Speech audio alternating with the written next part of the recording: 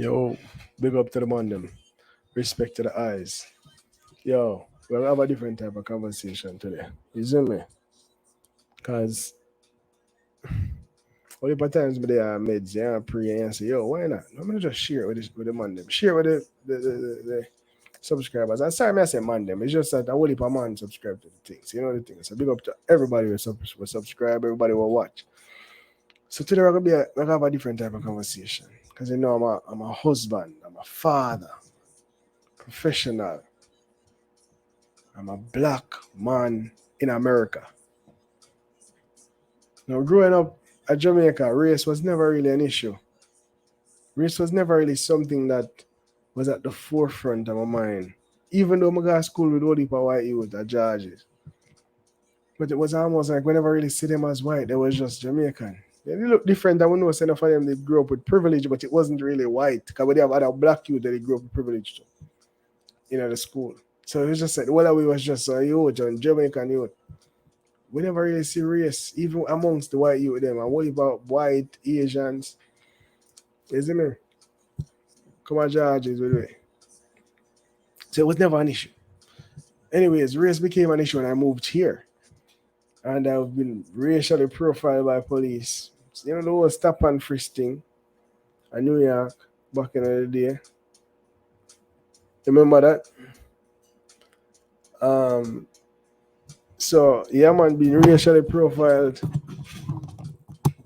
4 or 5 times in professional attire. What do we call professional attire?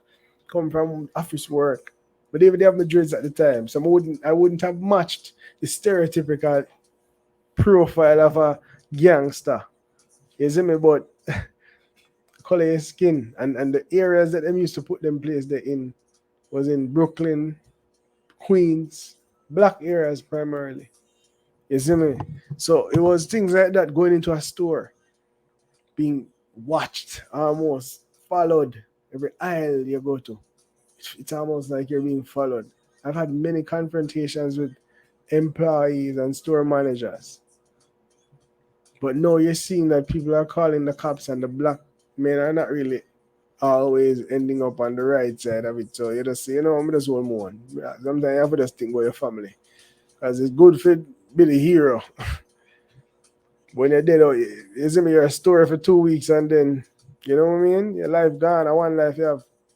And I have to live mine carefully. That's at least that's what I believe, you see me? So basically, I'm making this video to talk about living my life as the black example.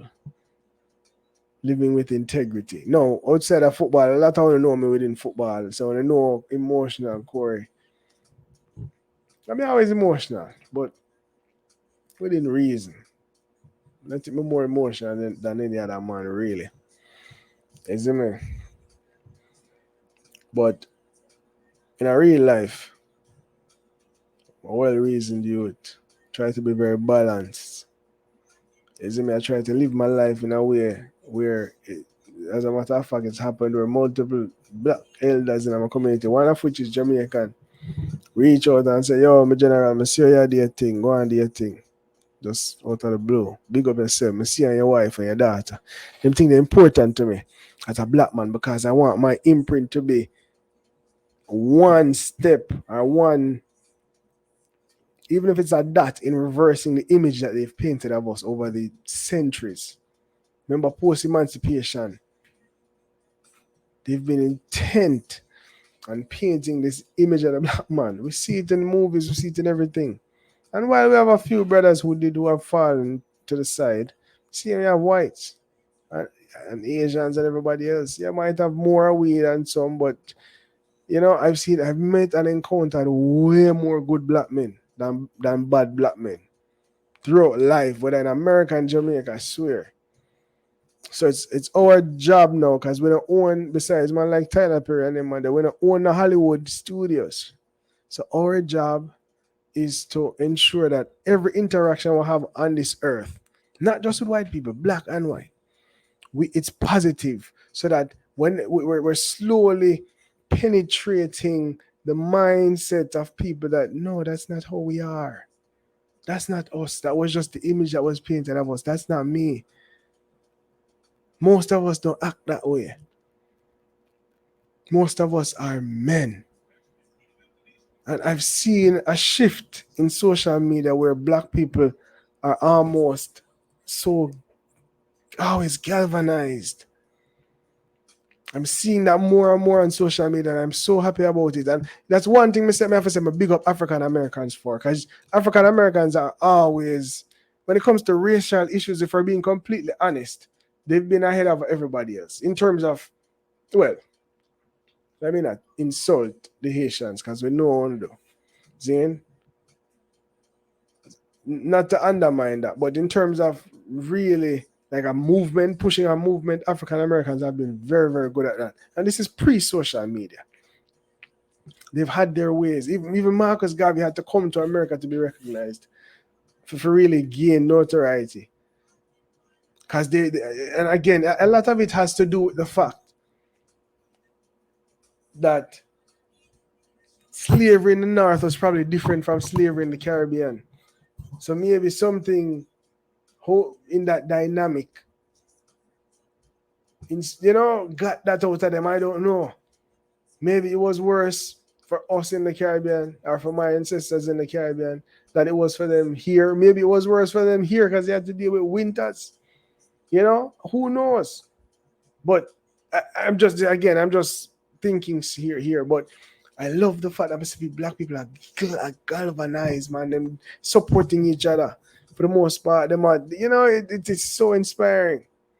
So as a black man, I just want to live my life to ensure that my interaction with people is seen as a positive one, and I'm looked on as an exemplary black man. That is so important to me. I really want my daughter to want her husband, her spouse, to be like our father.